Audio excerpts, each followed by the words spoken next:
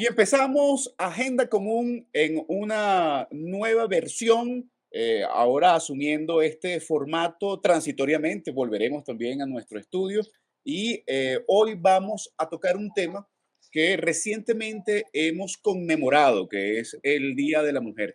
Y qué más que rodeado yo de estas extraordinarias mujeres. Así que empecemos con Vanessa Davis, nuestra coanfitriona, para que nos presente a las compañeras que hoy van a estar con nosotros analizando este día en el marco del elemento político que está presente en nuestro país. Vanessa. Dimmer, un gran beso, muchísimas gracias siempre además por la oportunidad de compartir y hoy vamos a tener la oportunidad de escuchar la posición, las propuestas también de luchadoras venezolanas como Mariela Magallanes, dirigente de la Causa R, además en el exilio, importante recordarlo, y la profesora Keta Estefani, directiva de la Federación de Asociaciones de Profesores de la Universidad Central de Venezuela y también profesora universitaria. Bienvenidas ambas. Muchísimas gracias por estar con nosotros. Y empezamos con Mariela. Mariela, ¿qué quieren las venezolanas en este momento? Muchas gracias, Vanessa Nigmer, por la invitación. Encantada de estar con Keta. Mi admiración por todo lo que representa la lucha por los derechos de la mujer y efectivamente en Venezuela, en este momento las mujeres tenemos una gran preocupación por la violación sistemática de los derechos y que obviamente en este contexto político y por lo que sucede hay una gran preocupación de que esa agenda común que podamos construir las mujeres en Venezuela, sobre todo las mujeres políticas, siga siendo una gran deuda para nosotras, evidentemente, por la incertidumbre que se vive en el país.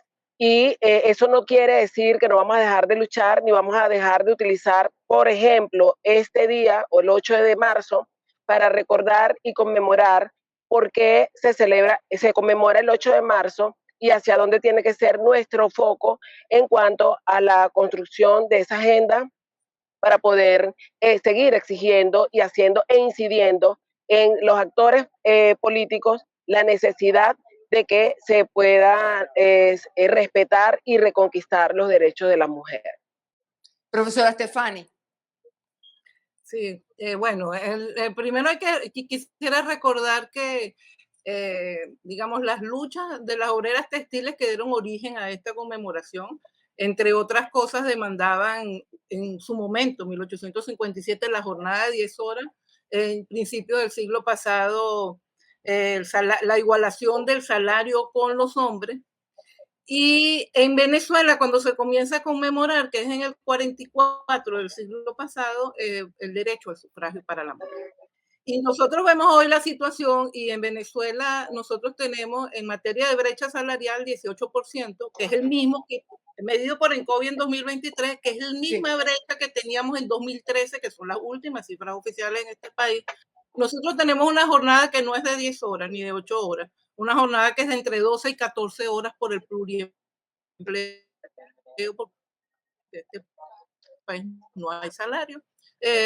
O las mujeres trabajan en el sector informal o trabajan en la administración pública donde no hay salario.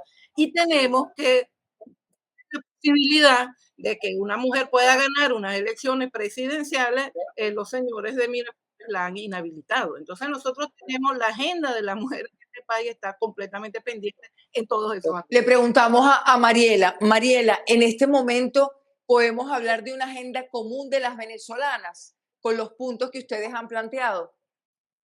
En este momento es complicado terminar de consolidarla, pero evidentemente sí han habido pasos y acercamientos para que podamos tener esa agenda en común. Lo que pasa es que la propia situación del país hace que ese inicio y esa lucha por los derechos de la mujer, por los derechos laborales, por los derechos a vivir en una vida digna, en este momento no es así y eso hace que nos atrase porque obviamente hay una polarización política, porque hay un contexto político complicado, porque hoy tenemos un país en fragilidad lamentablemente y eso hace que, por supuesto, las prioridades sean otras y no la de la igualdad de género ni la de los derechos de la mujer, porque en Venezuela, bien lo decía Keta, hoy en este momento podemos decir que se vive la esclavitud, que no hay igualdad de derechos y que obviamente eso es lo que nos tiene a nosotros trabajando para poder construir esa agenda en común, que hay más personas que estamos interesados en que eso se haga en las que no. Lo que pasa es que el conflicto político que vive Venezuela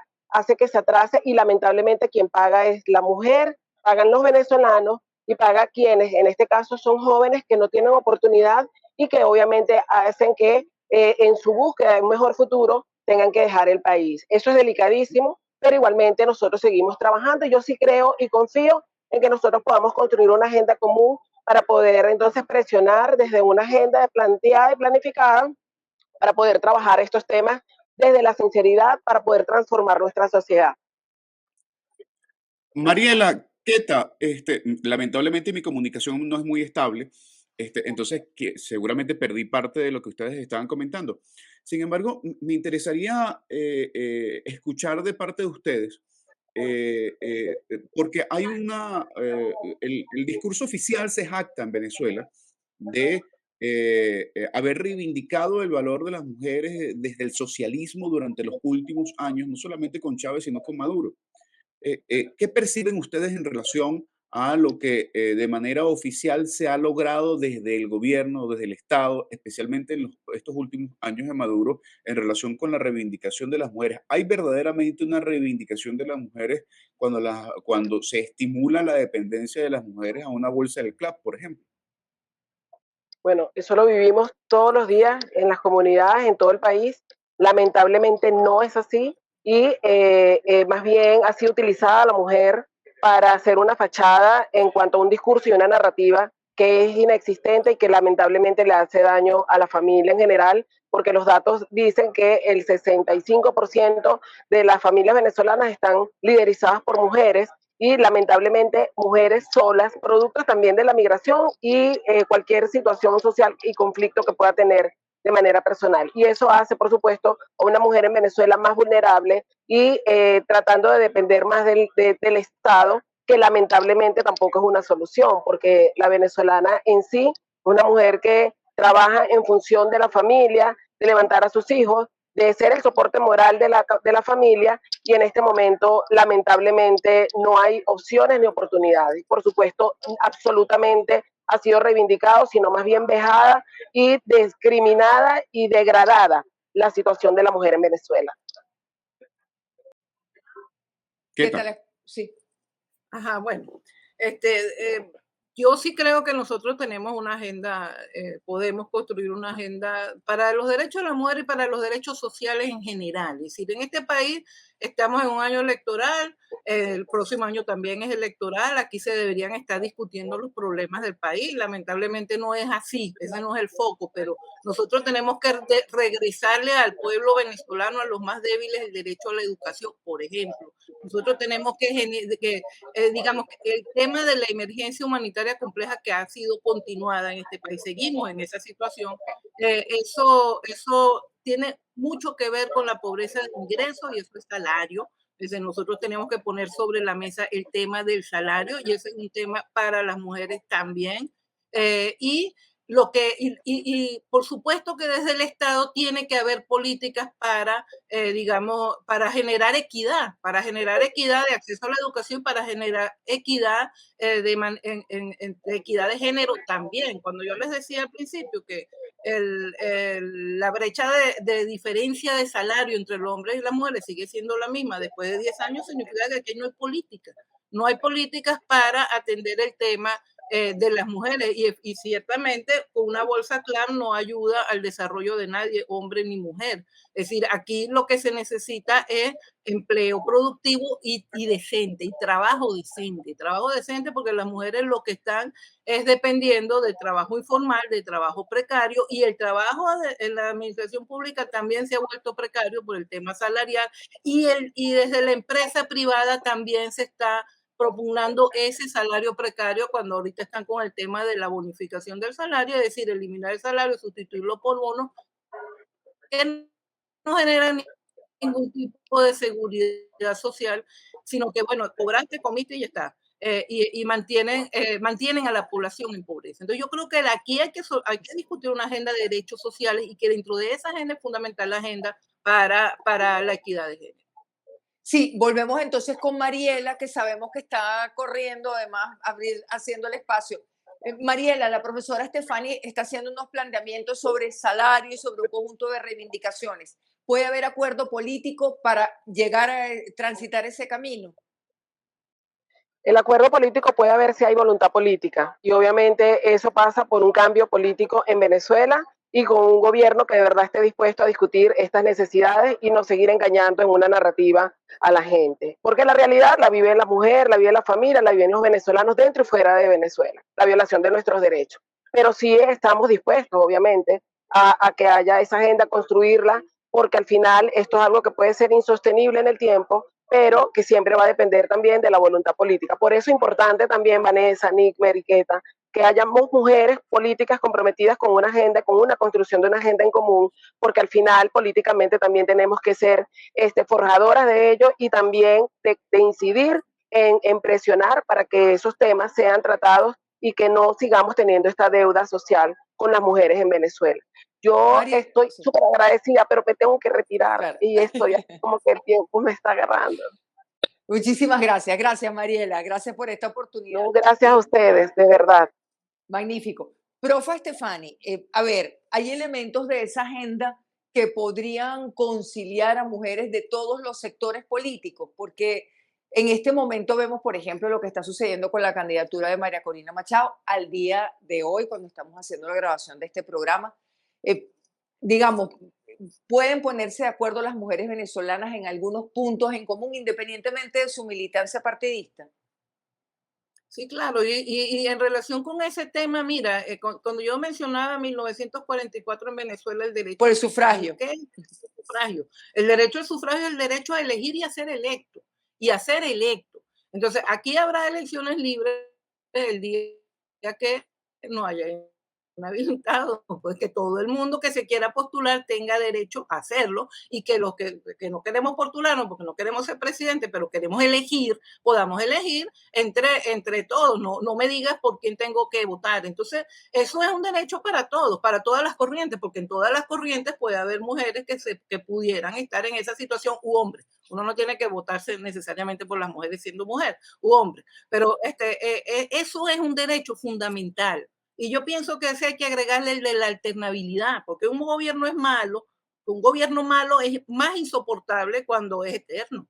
Es decir, si tú tienes la posibilidad de cambiar el gobierno cada cierto tiempo, tú dices, bueno, vamos a esperar un poquito a ver si esto se acomoda, pero lo cambio, pues. ¿Qué es lo que hemos visto que está ocurriendo en la región latinoamericana?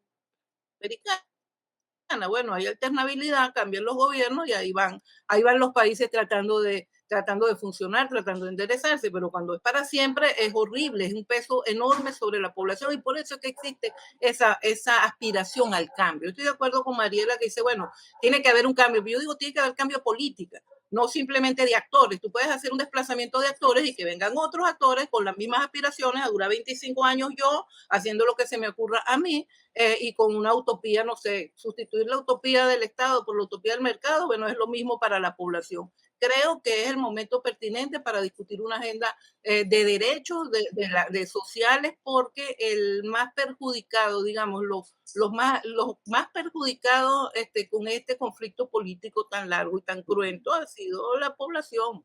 Es decir, nosotros tenemos muchos presos políticos, hemos tenido mucha represión, hemos perdido, nosotros en las universidades hemos perdido estudiantes muy queridos o los hemos visto sufrir en las detenciones, pero del punto de vista cuantitativo, la cantidad de gente que emigró, la cantidad de gente que se murió de mengua, la cantidad de gente que no ha ido a la escuela, que tienen 15 años y no han ido nunca a la escuela, todos son daños colaterales de un conflicto político que quien está sufriendo es una población. Y aquí cualquier transición y cualquier propuesta de cambio tiene que buscar acordar entre todos los actores para darle respuesta a esos problemas. Yo creo que el próximo gobierno debería ser plural.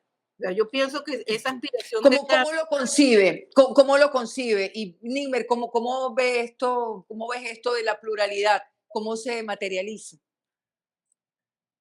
¿Para Nimmer o para mí? Para los dos. Bueno, las chicas primero. Fíjate, imagínate esas democracias parlamentarias. Solo que quítale el hecho de que quitan al primer ministro o al jefe de gobierno cuando queda en minoría, pero tú puedes tener un gabinete plural. Tú puedes hacer un esfuerzo por tener un gabinete plural que te obligue a acordar con los demás actores políticos las políticas públicas y que te obligue a consultar entonces, porque los actores quieren mantener cierta popularidad, cierta oportunidad política, que te obligue también a consultar con los sectores sociales las políticas públicas. Las políticas públicas no puede seguírselas sacando de la manga cualquiera porque que llegó a Miraflores, eso no puede ser así. O sea, tienen que responder a la necesidad del país. Yo me lo imagino de esa manera. O sea, gana alguien, pero Venezuela es un país muy presidencialista. En esta época, en estos últimos, digamos, en este siglo se profundizó al extremo eso, al punto, bueno, que estamos en la situación que estamos, pero yo creo que nosotros tenemos que empezar a ensayar gobiernos más plurales, y eso implica gabinetes plurales también. Nigmer. Keta, entramos en una etapa interesante de la política venezolana como consecuencia del protagonismo de una mujer. Es María Corina Machado, sin un discurso estridente desde el punto de vista feminista, quien asume el protagonismo de la posibilidad de ser la opción ante un gobierno autoritario en Venezuela. ¿Cómo ves tú el rol de María Corina en el marco de esa lucha por la reivindicación de la mujer en Venezuela, especialmente en lo político?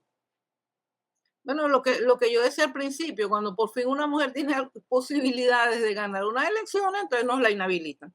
Es decir, ahí es la defensa del derecho al sufragio. Yo creo que nosotros tenemos que defender el derecho al sufragio ahorita, y si no lo conquistamos en 2024, conquistarlo en 2025, y si no en 2026. Yo creo que en este momento la defensa es a eso, al sufragio, y tiene que haber la misma oportunidad, y en este momento la representa a ella porque es la que tiene, digamos, el mayor apoyo de parte de la población. Creo que tiene una responsabilidad grande para llevar adelante esa lucha, o sea, para llevar adelante esa lucha, para que esa lucha no termina el día de la inscripción de candidatos o el día de las elecciones, sino que sea cual sea el resultado allí, que no depende de nosotros, que depende de los otros, entonces sea cual sea ese resultado, tienes que tener una estrategia que te permita plantear en el corto plazo la posibilidad de que se logre esas elecciones libres que incluyan, o sea, las elecciones libres no pueden ser sin derecho al sufragio, la elección libre no puede ser con inhabilitado. Claro, pero en este momento pareciera que eso pareciera irreversible, Keta, más allá de que sea justo, legal o ilegal. Usted está hablando entonces de la defensa incluso para los venideros procesos electorales, Sí, no solo para este. Claro, yo estoy hablando de esa defensa hasta lograrlo. Es decir, uno de los problemas que yo creo que ha habido en el país es un tema de dirección política, y un tema de dirección política, un tema de estrategia. Tienes que tener un objetivo claro. Bueno, aquí el objetivo es ese. O sea, aquí el objetivo es, en la oposición yo lo que he visto es que se han peleado por los votos de la oposición entre ellos, y lo que hacen es dividirse. No, aquí tenemos primero que conquistar la libertad, las elecciones libres, el derecho al sufragio, reconquistarlo. E insisto, habría que hacer alguna reforma para lograr la alternabilidad. Y eso puede ser ahorita, es decir, en este momento ella tiene que seguir y tratar de inscribirse y reivindicar su derecho a inscribirse. O sea, ella tiene que seguir haciendo eso, independientemente que como conjunto la oposición defina otras estrategias que le permitan mantener esa lucha. A lo mejor haces en 2025 una mega elección y recuperas el derecho al sufragio, a lo mejor lo haces en 2026. O sea, tú tienes que insistir en la necesidad de que este país haga elecciones libres para elegir presidente de la República y para elegir los otros cargos. Eso es algo eso es lo que yo considero, es decir, que no es que termina dentro de 2 meses, dentro de 3 meses, sino que lo vas a mantener hasta lograrlo, y tiene que ser una estrategia conjunta. Sobre este punto y sobre el derecho al sufragio y sobre la agenda de las mujeres nuevamente, ¿cuáles son los elementos, además del salario, que deberían formar parte de esa agenda común de las mujeres, gobierne quien gobierne, ¿no? Si lo vemos así. Bueno, también el tema o sea, para la mujer es fundamental su independencia económica. Ahí tiene mucho, es muy importante no solamente el tema del salario, también es el tema del acceso al empleo, al trabajo decente. también es el tema del acceso al liderazgo, porque de repente tú tienes dos profesionales y es el hombre el jefe. Por ejemplo, es lo más común. Es lo más común. Un hombre y una mujer profesional, el hombre es el jefe, la mujer está con todo su talento contribuyendo con ese jefe.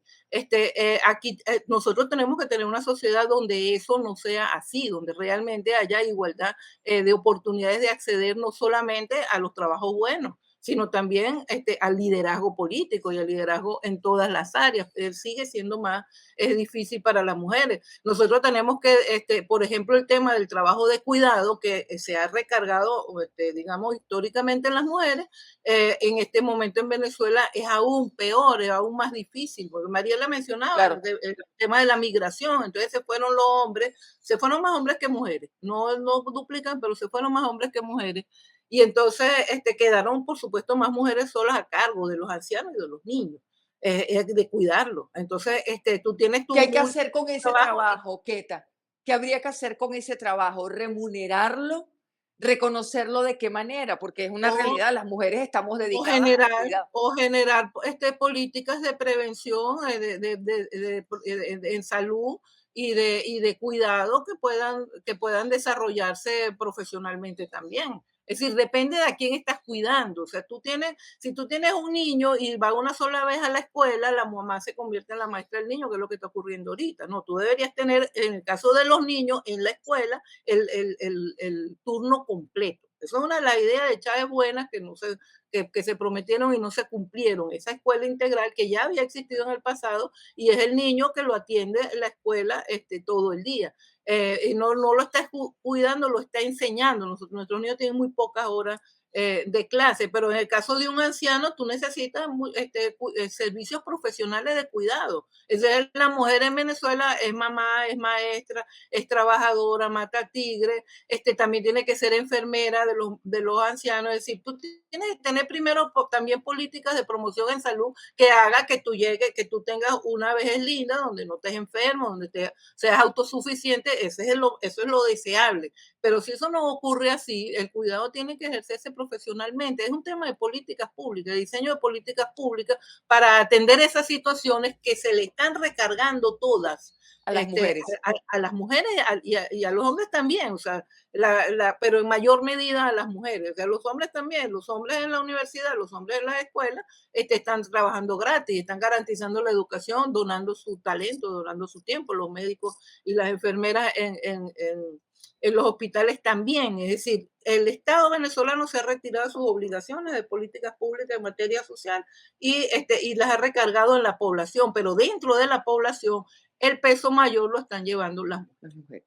Keta, hay un punto que no quisiera dejar pasar, porque usted ha dicho, no basta con un cambio de políticos, es decir, un cambio de gobierno, por ejemplo, sino que debe haber un cambio en las políticas. Hay fuerza en las mujeres, en el movimiento de mujeres plural, para cambiar esas políticas para las mujeres. ¿O cómo se Eh, construye? el tejido social en Venezuela está bastante debilitado. ¿Sí? Hay movimientos, pero no son grandes. Y lo mismo ocurre en las distintas áreas. O sea, el movimiento ambientalista, en el movimiento de trabajadores. Yo creo que se tienen que unir todos los movimientos, porque esos derechos, digamos, esa equidad que se busca para las mujeres le conviene tanto a las mujeres como a los hombres. No es una lucha para que ahora yo voy a ser la que tenga los mejores trabajos y tú no. Es que fíjate, saca la cuenta con el 18%. Si ese 18% menos que ganan las mujeres, si lo equiparara, gana la familia, porque el ingreso familiar crece Claro, 18%. O sea, claro. ganan todo, y así en todas las áreas. Digamos, una vida matrimonial es más bonita si están ambos, no si está una extenuada que no tiene tiempo ni para el disfrute. Una vida, una vida privada también es más fácil si tú vas resolviendo los temas de escuela, si la gente tiene acceso, para sus hijos tienen acceso a educación, a recreación, y si eso se puede hacer en común. Y en el caso de los hogares monoparentales igual, es decir, tienes que descargar de un conjunto de obligaciones a las mujeres para que efectivamente esa familia surja. Aquí está demostrado ya en estudios sociales, por ejemplo, que mientras más años tiene la mujer en el sistema formal de educación, más posibilidad tiene de sacar a los hijos de Claro. la pobreza. La mujer, Este debería ser un de punto la mujer. de esa agenda común. Claro, tú tienes que garantizar el acceso. Yo creo que las niñas estaban yendo, o hubo un momento en Venezuela que estaban yendo más a la escuela, porque los niños empezaron a salir a trabajar antes. Y nosotros tenemos más estudiantes, mujeres en las universidades muchas veces, pero tú tienes que lograr eso. Pero tú tienes, porque ahora sí, la sigues teniendo, pero resulta que ahora se está convirtiendo el estudio universitario en una cosa elitesca. Los profesores no cobramos, pero los sectores más débiles no tienen acceso a la educación universitaria porque ni siquiera tienen acceso al bachillerato, porque ni siquiera tienen acceso a la primaria. Es decir, es un tema que no se puede trabajar aislado, sino que es un tema que tiene que incluir el desarrollo de todos los sectores. Políticas realmente que terminen con la emergencia humanitaria y que atiendan el tema de los más débiles. Dentro de los débiles de la sociedad venezolana, las mujeres son más débiles. Hay un fenómeno de feminización de la pobreza. O sea, eso es bueno para todos resolverlo. Profesora, muchísimas gracias. Gracias por estos minutos. Bueno, siempre agradecida contigo y tu entrevista. Muchísimas gracias. La profesora Keta Estefani, que ha Chao. podido acompañarnos hasta el final en esta agenda común. Mariela Magallanes lamentablemente tuvo que retirarse. Nosotros terminamos esta parte del programa y vamos a la fase de conclusiones. Enseguida volvemos. De esta conversación con Mariela Magallanes, dirigente de la Causa R en el exilio, y con la profesora Keta Estefani, directiva de la FAPUP, la Federación de Asociaciones de Profesores Universitarios, hay varios elementos que podemos destacar para la construcción de esa agenda común. Ambas coinciden en que efectivamente hay una crisis terrible en el país y que además ha afectado a todos los sectores por igual. Hablan igualmente de la feminización de la crisis, el rostro de la crisis venezolana particularmente tiene rostro de mujer por la feminización de la pobreza, a la cual hacía referencia la profesora Keta Estefani. También hay incertidumbre y ambas lo plantean, es otro elemento en el cual coinciden. Hay incertidumbre sobre lo que está sucediendo o lo que pueda suceder en los próximos meses en nuestro país. Coinciden igualmente en que se ha hecho un daño estructural a la familia venezolana. Coinciden igualmente en que el salario es uno de los temas que debería ser abordado, el salario, un salario justo para las mujeres, pero un salario justo para toda la población. Coinciden también en que se debe defender el derecho al sufragio, particularmente la profesora Keta Estefani, al referirse a la dirigente María Corina Machado, decía que más allá de la agenda que finalmente los sectores de oposición o los partidos de oposición construyan, María Corina Machado debe seguir defendiendo su derecho al sufragio y a la participación, debe seguir insistiendo en este tema. ¿Cuál es el punto quizá en el que podría haber diferencias entre ambas lideresas, entre ambas mujeres? Para Mariela Magallanes es imprescindible el cambio político. Para Keta Estefani es imprescindible el cambio de políticos, pero no es suficiente. Tiene que haber un cambio de políticas para que un cambio de políticos no se convierta en las mismas políticas, sino que haya cambio de rostros y cambio de políticas públicas. De esta manera, nosotros concluimos nuestra agenda común el día de hoy y también por esta semana, con la felicitación amplia para mujeres de todos los sectores políticos, todas sin excepción, todas sin exclusiones, porque entre todas las mujeres vamos a seguir construyendo esta agenda común. Nos despedimos, nuestro queridísimo compañero Nick Merevas, esta servidora Vanessa Davis, con el agradecimiento público siempre a nuestro compañero Joseph Martínez del equipo de la plataforma comunicacional de Punto de Corte y a nuestro productor, el periodista José Gregorio Yepes. Gracias por acompañarnos hasta aquí y hasta una próxima oportunidad.